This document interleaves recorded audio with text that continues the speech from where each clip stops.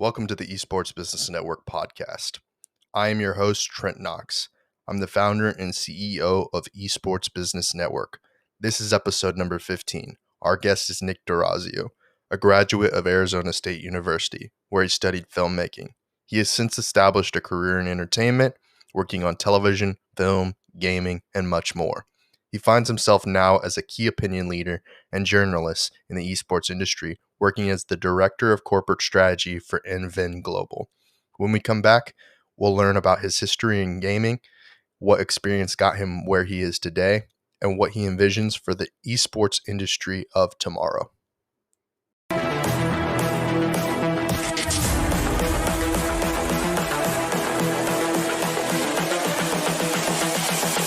This is the future.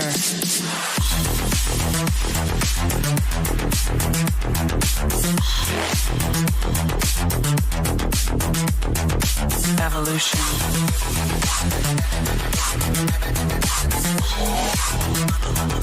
This is the future. But welcome to the show. Thank you for coming on to the show. Hey, Trent, thanks for having me. Yeah, man, it's fun. I love esports business. And I'm glad to see that there are more people not only talking about it, but spreading the good word, right? It's a lot of misinformation around here. A lot of people wanting to get into esports, not knowing how. And maybe we can talk about all sorts of things. Yeah, I usually ask my guests first and foremost, like, what was their first introduction to gaming, and how did where did you originally grow up? So I grew up in NorCal, and so I guess if we want to say my first introduction to gaming is like just when I was a little tiniest kid.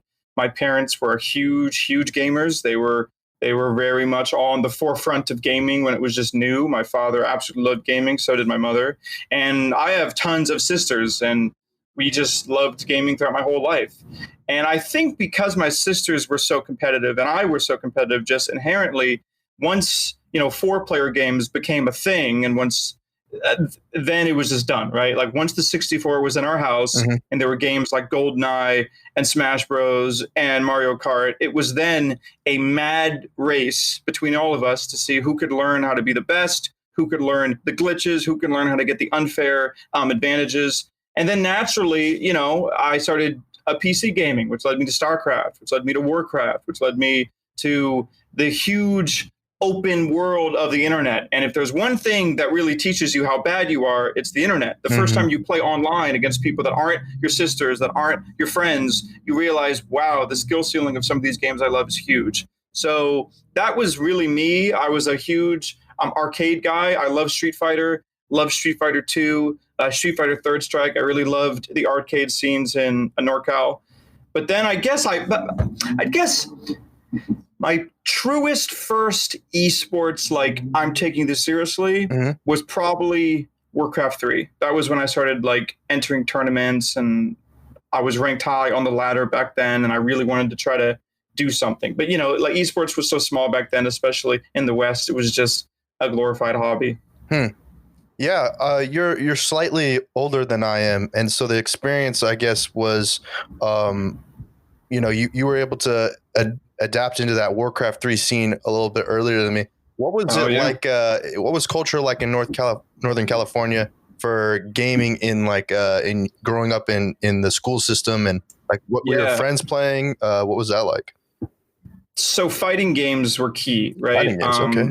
Yeah, I moved away from NorCal to Arizona when I was like 13 or 14, which turned out to be fantastic for a budding competitive Melee player, because so many of the Melee greats are from Arizona. It's just a thing. For some reason, the AZ scene is huge. You have Axe, you have Wobbles, you have Taj, you have just so many amazing household names, back especially in that like 2010, 2008 scene. I'd say Axe is really the one to really make it his own, and now he's still competing at the highest level. We all love Axe. He really is the Arizona homeboy.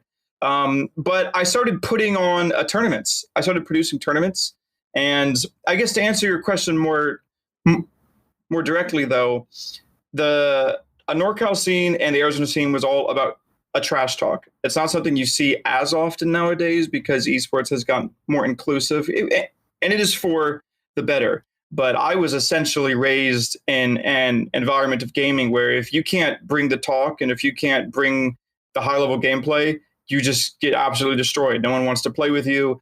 No one's going to invite you to the crew battles, right? No one's going to really take you seriously. So thankfully, I love the trash talk. I love doing a commentary way back in the day with Warcraft 3. Believe it or not, you would used to do audio commentaries. So we used to record ourselves, and then a listener would have to download that recording, download the replay, and then manually sync it up. So we'd be like 3, 2, 1, unpause, and then they'd unpause the replay, and then that's how we did it. So yeah, things have changed greatly since then. You know, the internet has made it so it's not really that important if you're the best in your local scene. It's more like, are you the best on your coast, right? Are you the best in your larger region, which is, as an esports journalist and as a content creator, very exciting. Yeah. And I've had the privilege to actually see you speak in person when I saw you in DreamHack Anaheim. And then I've subsequently seen you speak in the virtual conferences and things like that. And you have such thank you so much. You're tenured, or you're very experienced. You have a long resume of experience going a long way back, and that's really something that's different. I feel about what you're offering to the esports scene is that you are more inclusive, I think, than a lot of people are. And And so, what was it like while attending Arizona State University? What was the gaming and esports scene like there?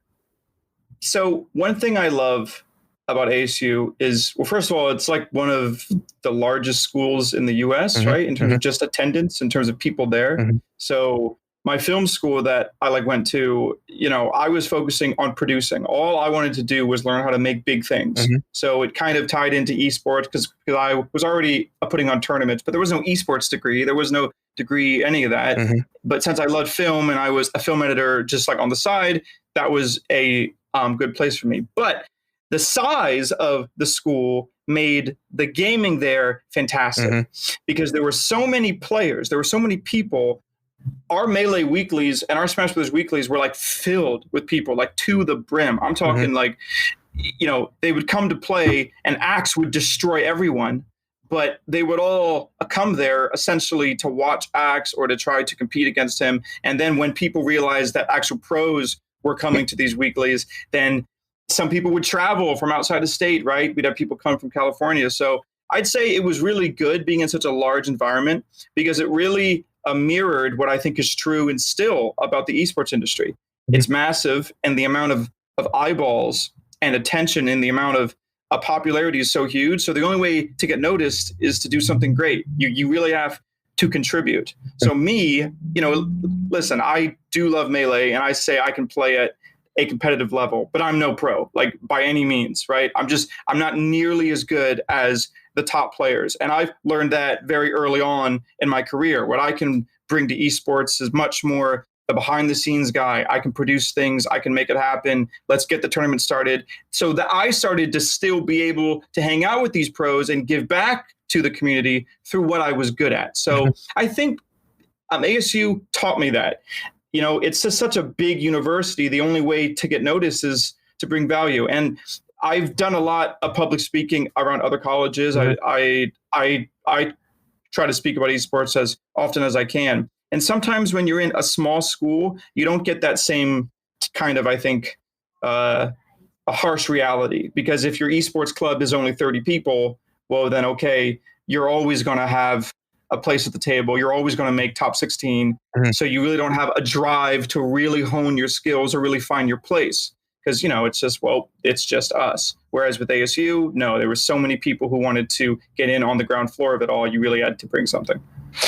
Yeah, it's really interesting. I didn't get introduced into regulated tournaments up until 2013. I went to the University of Hawaii, And so nice. while I was there, I learned about StarCraft. I learned about the Korean scene. And in learning that information, I learned about more of the collegiate side of esports. But prior to that, when I was attending Texas State University, which is like kind of in ways sister school to Arizona State. For sure. And it's the same culture, really. Like it's just similar cultures. It's such a similar vibe there. It is. This is a very, very similar. And I was attending there 2011 to 2012. So during that period in time, it was, still heavy sports based, heavy Call of Duty scene. And so, while MLG never made it down to us, there was still some tournament, organization going on. You wouldn't see as much. I would have loved to have seen a whole lot more Warcraft 3 in the scene, but it wasn't there as much as I think I would have liked to have seen it. You know what? I still think that RTS is due for a comeback. Yeah. Right. I really, really do. I think that as people. So, okay, let's just give some context. Yeah. There was once a point in which game developers and those of us who were interested in the longevity of esports had a real concern in saying, are these games too hard? Mm-hmm.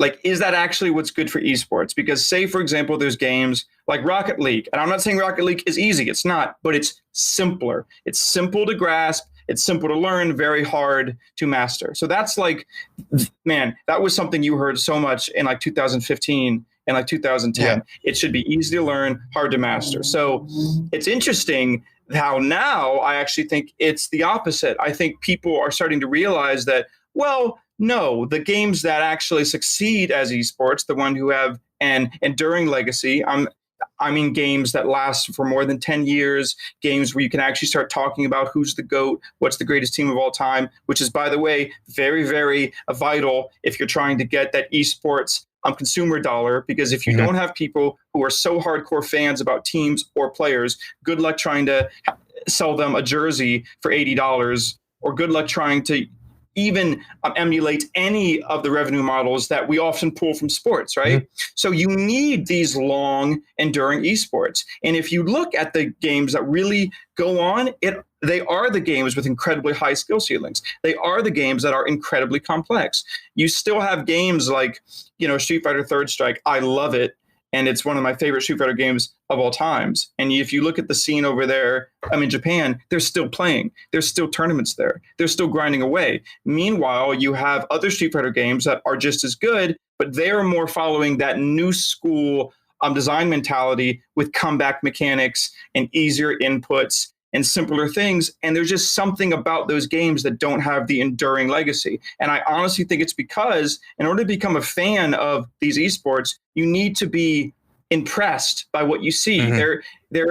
There needs to be a sense of the play that I'm watching is impressive. Mm-hmm. So I think that, that and many other lessons are ways in which the esports industry, I think, even from a conceptual sense, is advancing. We're starting to understand why people like esports. Like before we just thought, oh, it was just cool. It's just sports, but video games. Well, no, actually not quite.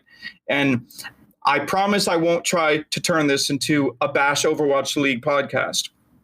But the Overwatch League could have been so fantastic if Overwatch was just a more complex game with a little higher skill ceiling, with less forgiving mechanics, and if they weren't so concerned about trying to reach this broad appeal by having heroes that don't need to aim, heroes with huge shields that don't need to, you really don't need to worry about the accuracy of how you're placing them. And I think we will find more as we go forward. There's a chance for a return to form for these complex games. So long story short, I hope that RTS makes a comeback, because as more and more people become used to playing games at a high level, I think there's an entire generation that has never experienced the thrill of trying to control 100 units at the same time, and at the same time how good it feels to know that I beat someone else who was trying to do that same challenge. That's a really, really a great feeling that still makes StarCraft and enduring esports that people watch. Mm-hmm. Agreed. That was a lot of words. I talk a lot. No, but I'm very passionate about esports. I think fortunate for me, I'm someone who's learning and has been in the scene for now what is 5 years. I wouldn't say I'm the most well read, the most well experienced person, but I feel though that the experiences that I have added to some value that I can contribute to someone just starting, right?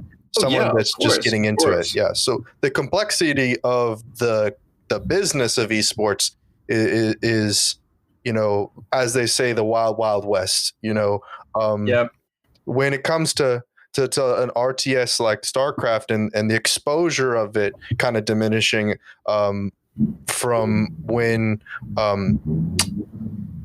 first it was GOM TV heavily producing content for it to the segue of live video going to Twitch. What do you think is what's the impact of alternative advertisement to esports? Like, I think one of the things, and I need to turn on a light, my camera's going out.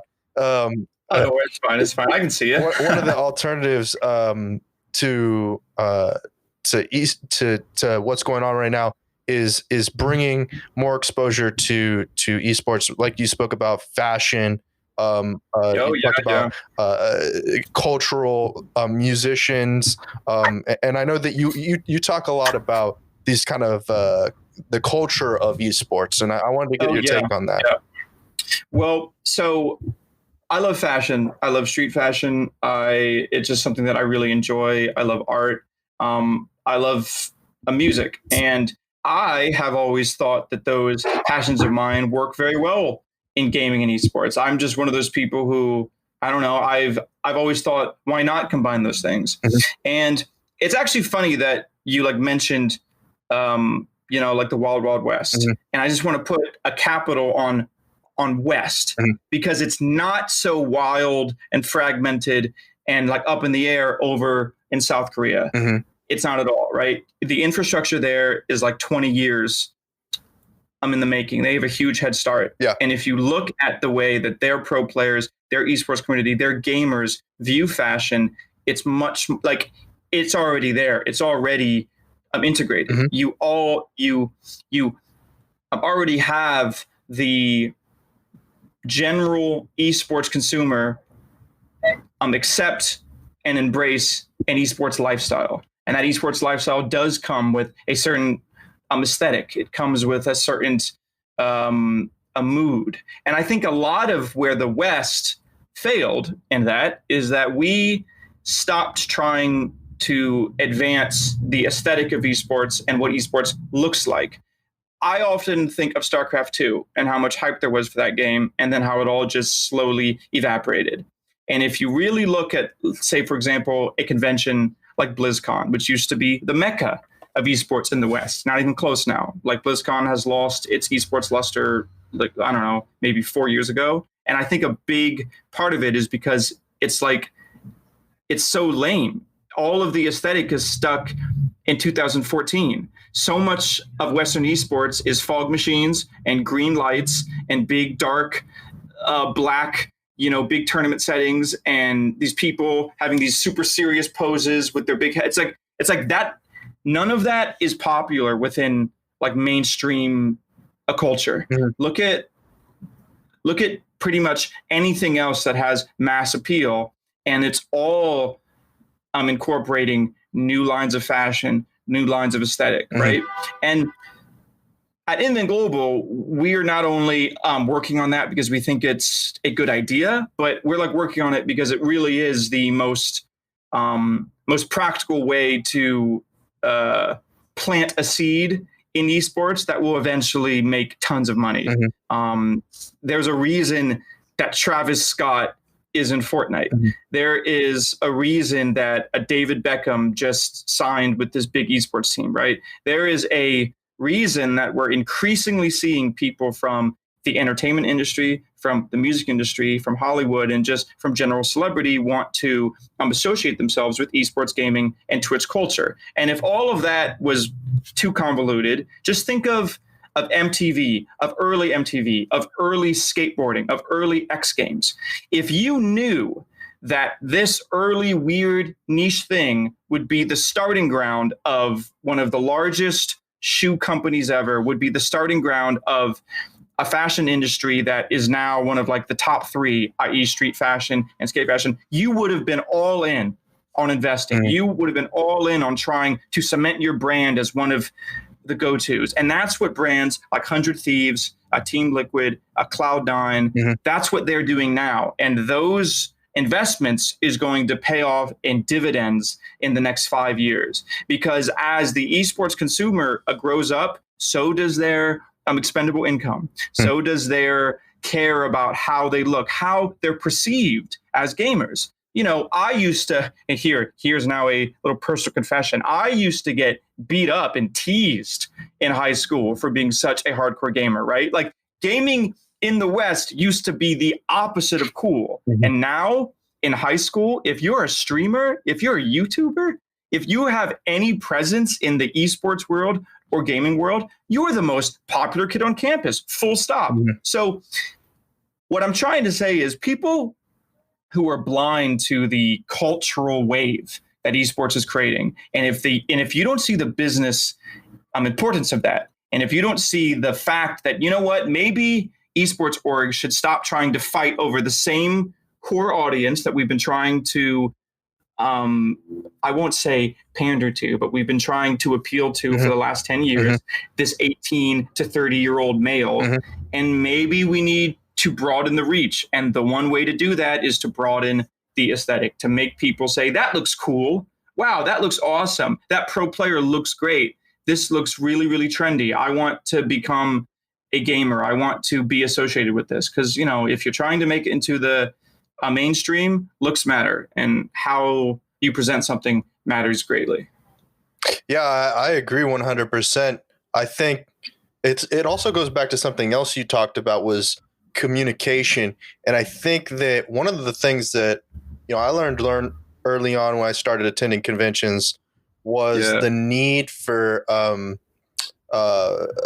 on-camera experience for players and for public relations training, and just it.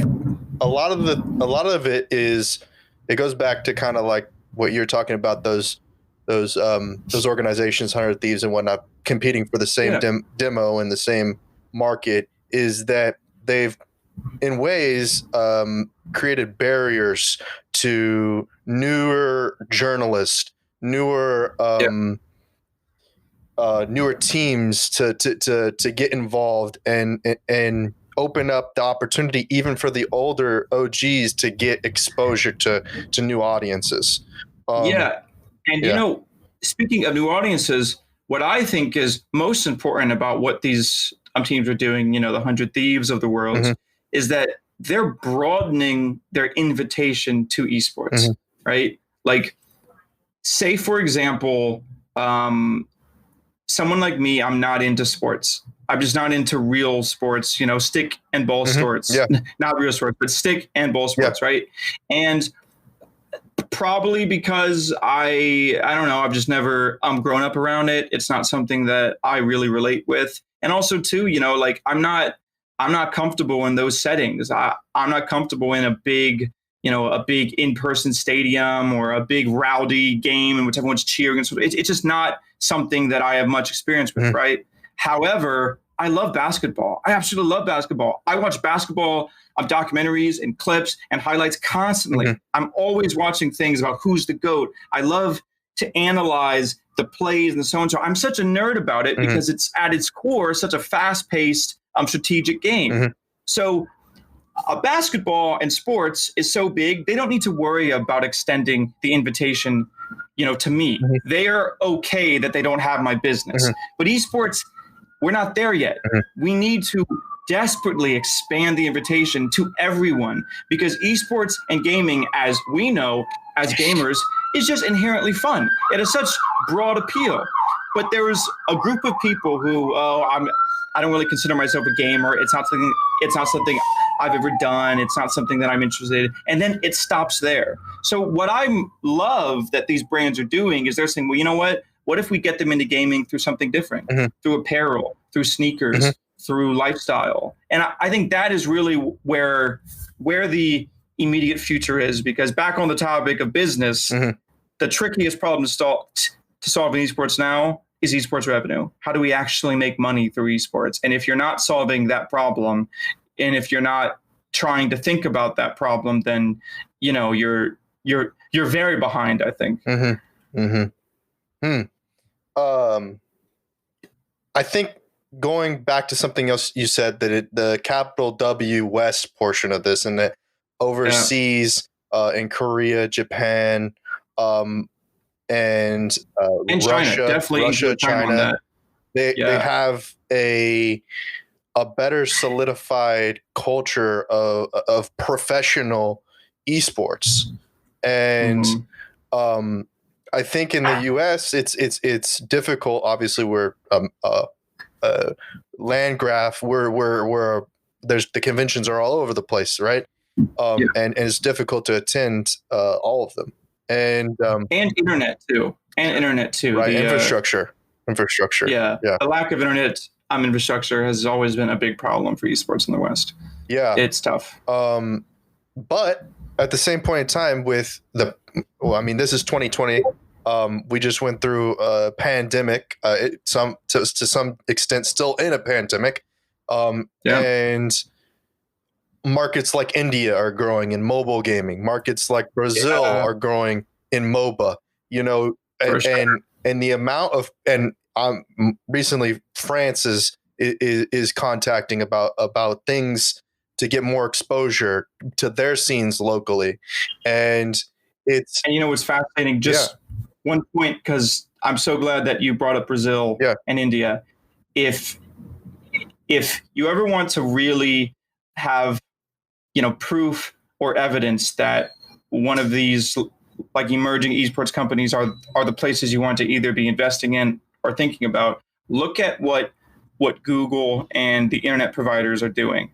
It is a mad dash to be who can be the company to provide 5G and fast internet to these countries. And it's like, now that is some real aggressive, business war going on, because these guys know, if I'm the person to provide internet to India, like, they already know that the esports and gaming explosion is going to be huge. So you can even trace back to how esports and gaming is affecting the world economy, right? As these companies become more interested in being a part of the esports and gaming scene, you have to think about the HyperXs, the Logitechs, the Samsungs, all of the product people.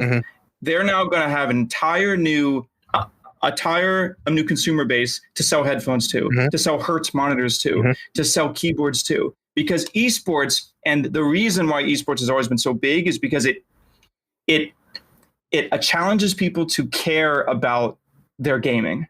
Right. And when you get people to care about something, they spend money on it. So, like, esports has been this marketing layer for so long. And I think it's finally going to blow up in an international way, I hope, in the next 5 years or so. But I didn't mean to interrupt you, but it was just such a good point about how important these emerging countries are in terms of esports. It really is going to be where the future is.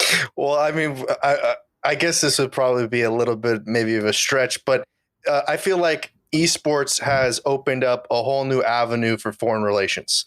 So, I'm talking to, people who are growing up in Venezuela. They have, it's very difficult for them to access PC parts and peripherals, and the cost for them to ship the things to that area. And we had a guest on the show, Adam Bax, who's in Australia, who, it's not very easy to get peripherals there, in Australia. And Australia has an emerging scene as well, or has an established scene. I mean, they've gone through some things that more recently, but they've been competitive. Oceania in the area has been competitive. And so I guess what do you think is the key for people to get kind of on the same playing ground internationally? What needs to be done to maybe it's infrastructure, maybe it's IP, maybe it's what has to happen for everyone to kind of be on the same competitive page?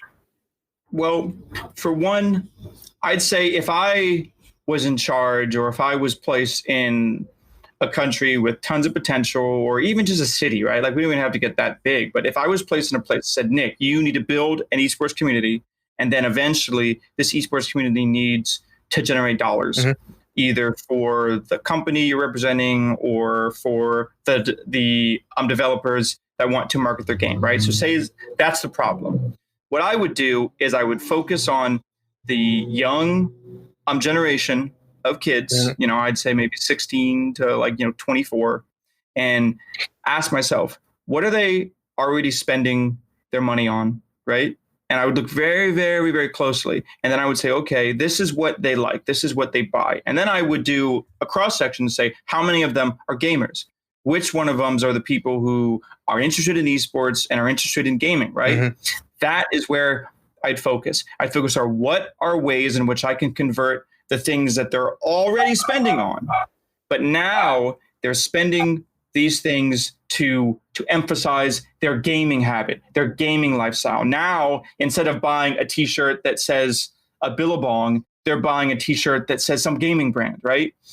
I think so like many times when like people are tasked with making esports work, I think they forget that at the end of the day, esports is how people identify themselves. People say, I'm a gamer. What does that really mean? It means that they're identifying, this is who I am. And when you have that, this is who I am, there's so much potential to draw consumer dollars from that. And I say that with the most positive thing. I want people to buy in to esports. People need to start paying for esports. For so long, esports has been free. You just watch a stream and that's it.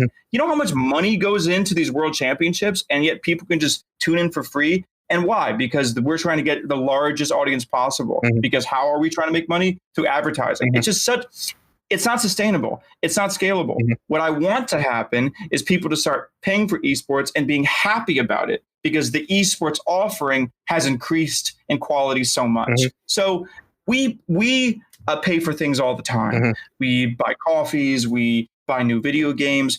Why is it the esports market hasn't figured out ways in which we could offer something that also gets people to pay for stuff? So that's where I'd start. I'd start with the product. I would view esports less as I'm just really interested in getting people to watch. And I'd say, no, I'm really, really interested in getting people to make that purchase decision and make it be a positive one, and say, wow, I'm so glad I bought this season pass, or I'm so glad I bought this jersey. I'm so glad I bought this mouse because it actually makes me better as a gamer, or it's something that now my friends think are cool. It's things like that. And, traditionally that's been esports, at least in the West, it's been our hard point, because, like, esports wasn't made by business savvy people. Like, esports was made by people, when I first put on tournaments, we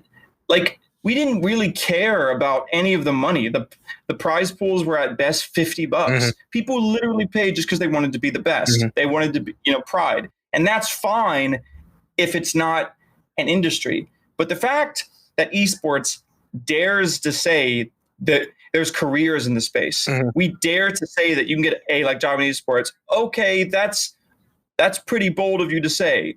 You need to have a plan on how your business can, scale up in the next 10 years. So I take that very seriously about esports revenue. I'll say it again until I'm blue in the face. So many people are trying to worry, will esports be popular? Yes, it already is. You don't need to worry about that. Esports will it's already on that launchpad growth. What you need to figure out is, how do I make money off that growth? How do I ride this wave and then bring a quality product?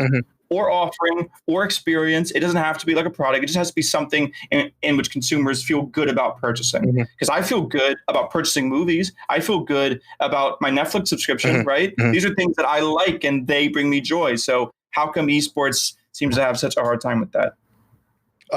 Yeah, I think going back to BlizzCon, I think they were one of the first ones to try to tackle it with the virtual tickets and Yep. and you know, personally, this would have been my first BlizzCon if there had been one.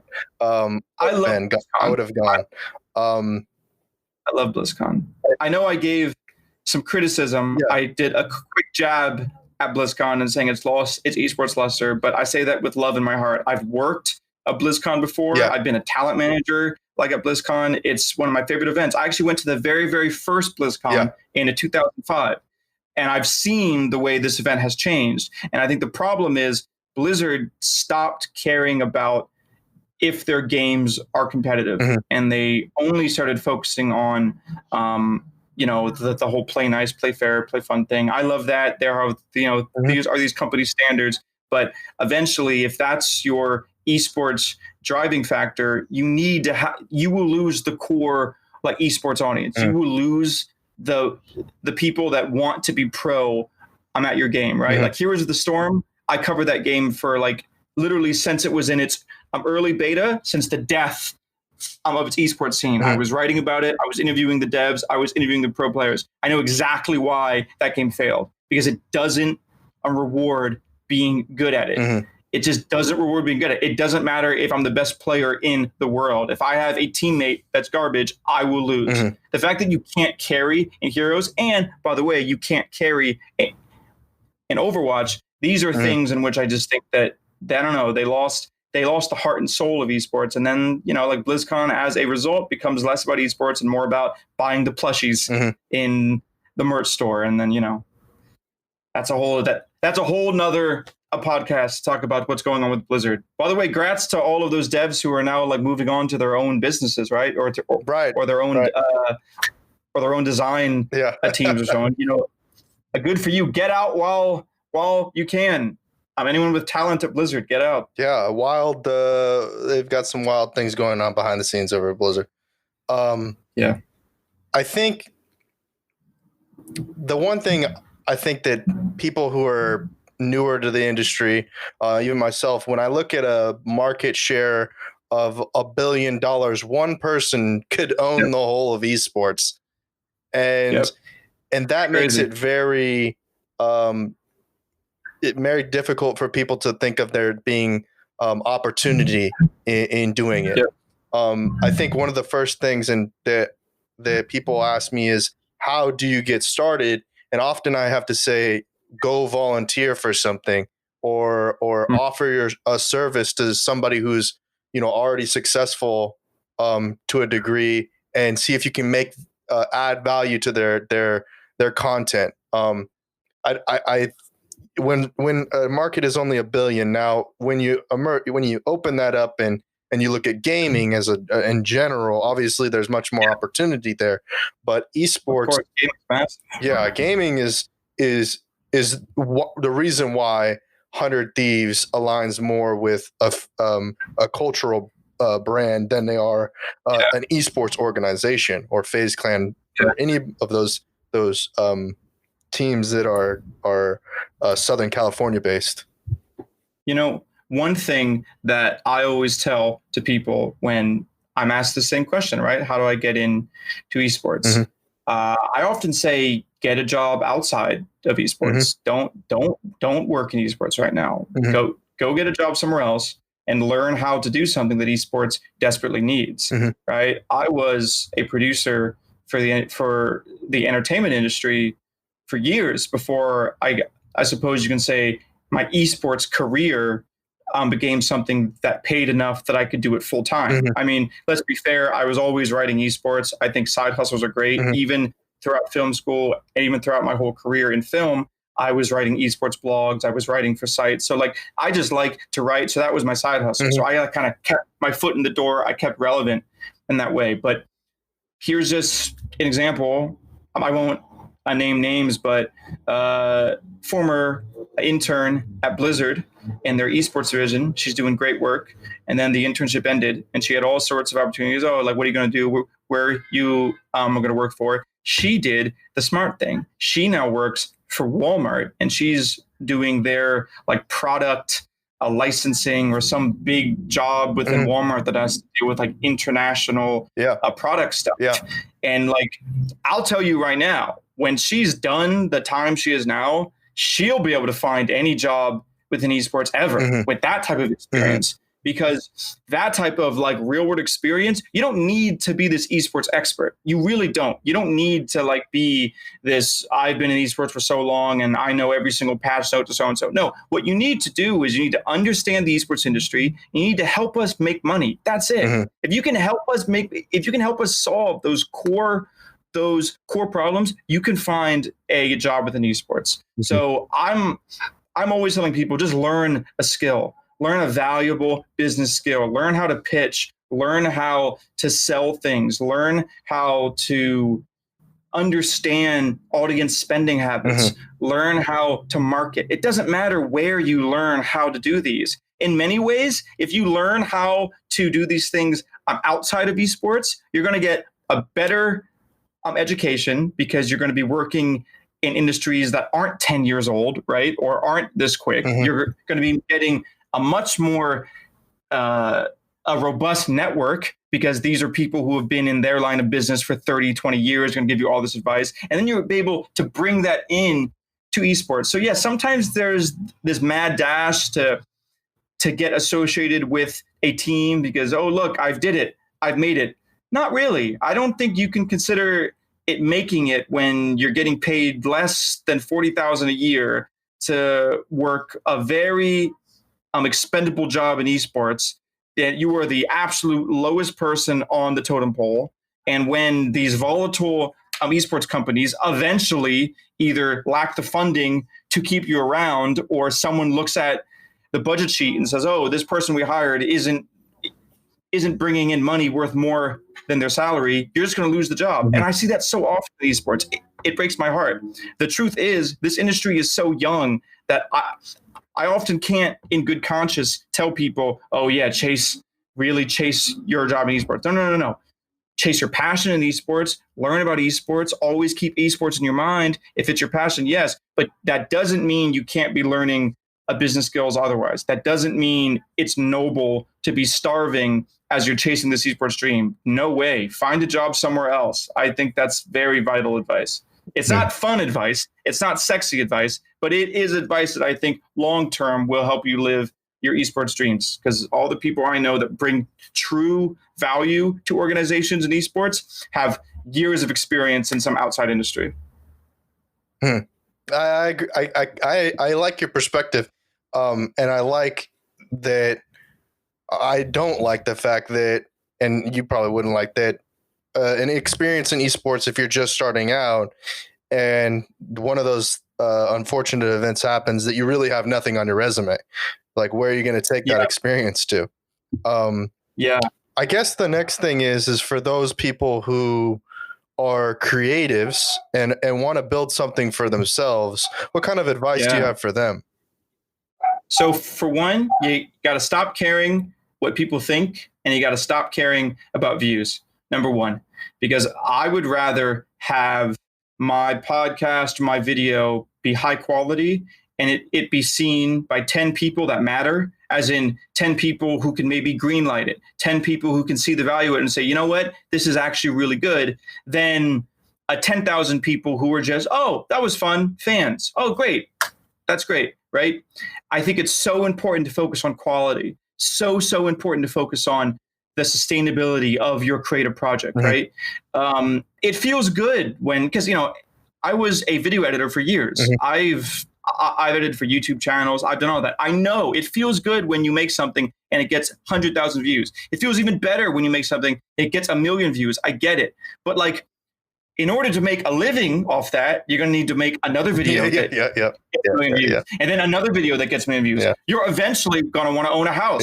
You're eventually going to want to do, right? So you have to look past the ego satisfying thing of, I've done it, I've gotten the likes, I've gotten popular. No. View this project as portfolio building. You are building a portfolio, and you will eventually show it to someone with a budget who can pay you to make work that isn't yours. and I say this as someone who went to film school, who went to art school, right? Yeah. It's so important that your creative passion is yours, but your job is something else. And again, this isn't sexy advice, but I really do think it's advice that a lot of creative types need to hear. It's not a net loss if you're doing something creative for a company that isn't yours. That's great. You have so much time on the weekends or so much time on your off days to work on your stuff, constantly be building that portfolio, right? What I hate the most and what really discourages me is when I see people start a really awesome YouTube channel or start a really awesome podcast and they don't have an end goal. Like maybe your end goal would be, I want to do this for 1 season or 1 year. I want it to be as high quality as possible. And then I want to sell this or use this to get a job. I want to use this thing I'm doing to convince someone I can make your organization better. Yes. Right. But so many times people don't think that far. They just think, I want to be a creator. I want to be like a creative person. And yeah, I get it. 0.5% of people are able to make it happen. They have the charisma, the energy, the sustained a creative vision that allows them to stream it. By the way, I can't do it. I've tried to stream. I can't do it. I can't stream for more than 2 hours. I get exhausted. I can't stream every day. I can't be this person that creates content every day. But thankfully, I'm this person who, in trying to do that, learned a set of skills that companies and organizations really value. So I love creative people, but sometimes it's like this, I live the creative dream or bust. And it's like, that's not a good way to forge your career at all. You should be a little more flexible in how you make a living doing what you love. Yeah. And then I guess the third character or archetype in this esports world is the investor with money that's burning a hole in their pocket. And and they have no direction. They're seeing the popularity. What's sort of like your advice for someone who's so green, and a green investor with money burning a hole in their pocket that wants to get into the business? What's some of the advice you have for them?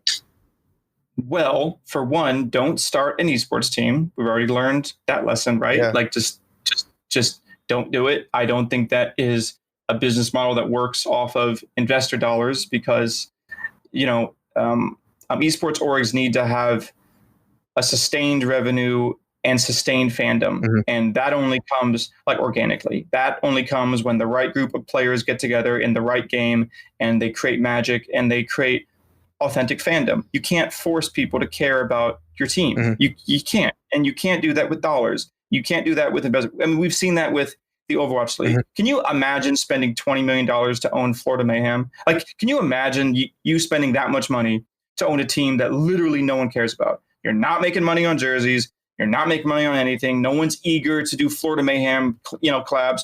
I don't even know who plays for Florida Mayhem, and yet someone paid $20 million to be there, right? So that's number one. Don't do like an esports org.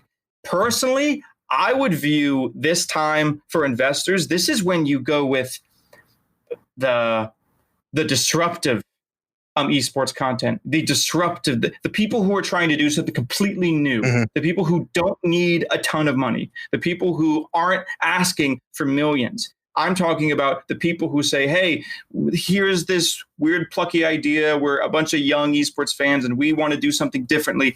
Those are the type of people that I think need investor dollars more than ever, because they have the hunger, they have the drive, and those are the things that I think have the actual potential to go huge, to go viral, right? If I was an investor and I had to, and now here is my most measured answer. So number one, don't invest in an esports org. Number two, start looking at the little guys who don't need that much, but they're going to work hard. They're going to try to be doing something great. And there's a real chance that they'll create authentic fans. And then from those fans come community presence. Then from community presence comes money, right? The third thing is any sort of tech that makes advertising throughout tournaments or individual streams or anything that removes the friction, I think is a very great investment. One of the a company I saw that was probably the coolest thing I have ever seen was it's a company that allows you to, so their tech, say you're a Twitch streamer, you put their module or their software on your stream and it reads the current map you're playing on. So say I'm playing like CSGO, right? It knows all of the walls on the game because it has a huge pool and it knows. So it is then able to, if you look at a wall, your advertisement for whatever you want comes up. Yeah. And it's so smart because it's putting that advertisement through your stream. It's not putting that advertisement through the game. So you're not even breaking any of these developers' user agreements. You're not changing the game at all. So all you're doing is you're making your stream super, super intuitive. You're making ads on your stream immune to ad block. You're making ads on your stream native to the game and so authentic. Now, every time your stream has a viral moment, every time your stream has an awesome play, that video, that YouTube thing, that advertisement is going to live on the side of this wall or whatever, forever. Yeah. And that's just one, company, because I hear a lot of pitches from companies, but it's things like that. It's things like that that I think are where you should be looking at. You should be trying to find tech that makes it easier for people in esports to make money, because right now we don't know how to make money for the most part. Like, it's just a big question mark. How do we get people to pay? Because here's some little stats for you. The average sports fan, every time that you successfully get a sports fan to engage with you and bring out money from their wallet, the average spend is about $55. $55. I think it's like $50 to $60, right? Guess how much the average esports fan pays when you finally get them to agree to pay for something? Guess how much? $3.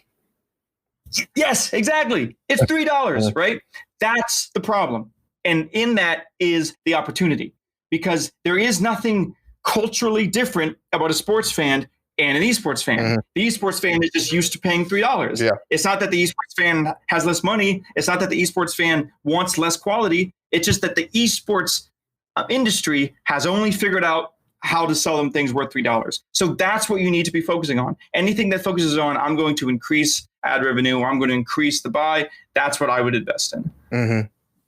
So as far as like offline, I think online, of course, those sorts of things are very intuitive. What sort of offline things are you looking at as far as like companies like Esports Arena or LAN Center or Nerd Street, which is not LAN Center, localhost?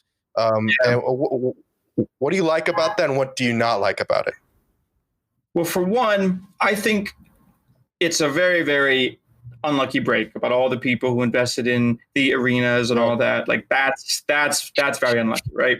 But at the same time, I don't think COVID actually changed the long-term trajectory of how these things would succeed. I say this because I have sat through so many in-person tournaments in my life, and it's not fun. Like, I'm sorry, it's not. It's not fun to sit for sometimes 6 to 8 hours, because that's how long these tournaments take, in a cold theater or in this small seat thing with all of your friends all sit up in a row, and you're just watching what is essentially a stream. The viewer experience of esports is infinitely better at home. Like, it just is. Yes, you lose the crowd and you lose all of that, but unless your game is able to gather that type of hype, and, as someone who loves to going to these conventions, that's only possible when you like gather together, 5,000 of the most hardcore people. So this concept of like general weekly esports viewership, like, oh yeah, buy your ticket to go to the Overwatch League. There's a reason that the Overwatch League matches are no longer happening in the Burbank Arena. There's like a reason that they tried to do that for like, a year, and then they realized this is horrible because it's not fun. So on the flip side, one of the most prescient things I've heard about in-person esports is a writer. You can find her on Twitter. Her name is Pash, often known as Pash Notes or Amelia Watkins. She says that young esports audiences come to a game and they want to find a community, but all they're turned into is audiences. people misunderstand the appeal of esports. No one wants to be an esports audience. You want to be in the esports community. That is gaming. The only reason any of this makes sense is because I'm watching with my friends and then I go home and play with my friends. So I personally think that the concept of more community-based esports centers is huge, especially in college campuses.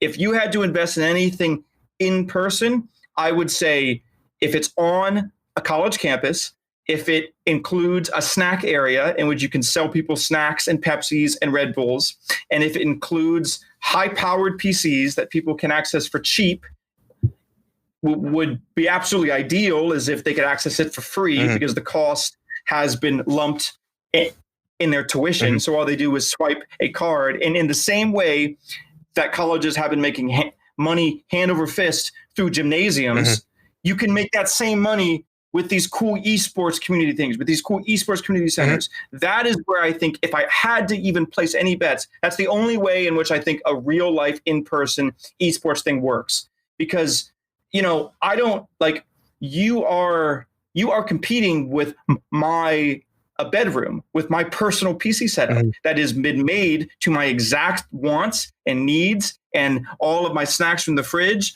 And like you are competing with that. And are you really going to win? I don't think so. But the one thing that you can compete in is community, is in-person tournaments, is I'm meeting new people. I'm meeting new friends. I'm meeting new people that have an interest in esports. Shoot, I'm taking a date to this place with me because we both love gaming. That is where any sort of potential lies in, not this passive, 500 people show up and watch an esports stream from 100 feet away on like a big screen. I just don't think it's viable. Absolutely. I definitely agree as far as in-person things that it really is the championships that, when everybody is there, that the audience, right, that it becomes the value, right? And like, the international, big Dota tournament. Everyone always includes the international and all their pitch decks and so good. No. The only reason it's that big is because it's one event. It's one central event. So like if we really want to expand our conversation here, maybe there is some potential for more Super Bowl style events. I personally love Evo. I think it's one of the most hype esports tournaments ever because it has that appeal. It has the appeal that I'll travel from a different country just to go to Evo. But this weekly thing, I don't think esports is hype enough to encourage people to go in the same way that people go to a baseball stadium and, season tickets. That's just not how it works. I don't think that's ever going to happen. I agree. Well, thank you very much for coming on the show. I wanted to ask you one last thing. For someone who's just getting into the industry, what would you say they should do first? What should they do first? You should look inward. Look inward. Look deep within yourself and ask yourself 2 questions. What do I like to do? What am I good at? What am I good at? Because whatever the answer to those things are, that should be something that you can do every day at 100% without losing steam or hope or enthusiasm. You're not going to succeed in gaming or esports if you're not able to bring enthusiasm and passion every day. This is what I've learned working in the entertainment industry. When you work for quote unquote cool and fun sectors, you just have to assume that everyone there knows that it's a cool industry. So the amount of passion and enthusiasm they bring is massive. So if you have that esports fire, great. You're already step 1. Next step is what can you personally bring to esports? And you also need to be a little easy on yourself. Don't compare yourself to what you see people bringing to esports and then think, oh, I have to emulate this. No, forget that. What can you personally bring? Are you a stats guy? Maybe you really love organizing things, or maybe you're very passionate about art or color blocking. Like, who knows? Find what you love and then say, is esports missing this? Is probably yes. Esports needs far more diversity. in the things people bring, far more diversity in the offerings we have, right? We're already seeing this with the explosion of a popularity of KDA, right? This whole Riot Strange experiment with what if we infused fashion and music, and what if we infuse this with esports? Yeah, it turns out everyone loves it. Why? Because it's the first time we've ever seen it, right? Why did it take that long for someone to realize that maybe there are other ways to enjoy esports? So that's what I would do. Look inward. What can you personally bring? And then just like go easy on yourself. You're going to fail. You're going to spend 20 hours making something, and then you're going to upload it, and it's going to get no views, and no one's going to care. That can't be your measure of success. Your measure of success is, am I getting better?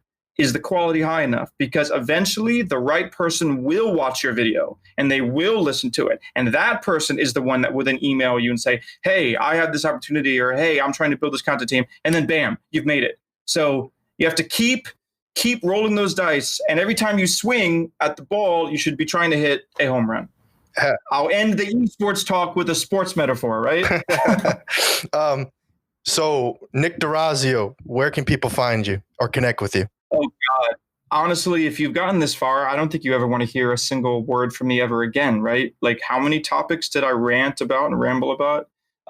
You can find me just at invenglobal.com, right? You don't want to find me. You want to find all of the cool content creators that make all the esports stuff for our company. I guess you can find me on Twitter at, I think it's Nick D'Orazio 3RD, third, that is. You can also, this is an open challenge to anyone who wants to play me in Melee on Slippy. I'll beat you. I promise I will. This is an open challenge. So if you want to play me on Melee, you can just DM me on Twitter or something like that. This has been super fun, Trent. Thanks for having me. Yeah, I'd love to have you back on the show to talk about some more things. Didn't even talk about Valorant at all. And yeah. I didn't. I mean, were we supposed to talk about Valorant? I didn't know. No, not at all. I just think that we got a lot of other things that the emerging esports that we didn't really talk about. And I'd like to have you on the show again to talk about those things. Yeah. Well, Trent, I'd love to. It's a cool. And by the way, congrats on episode 14. Yeah, that's an achievement in itself. Yeah, the fact that that sustainability is very hard to do. So yeah, man, keep it up. I want to see episode 140. Oh yeah. Make it happen. Much appreciated. Thank you guys for listening. This has been the Esports Business Network podcast. Take it easy. Cool.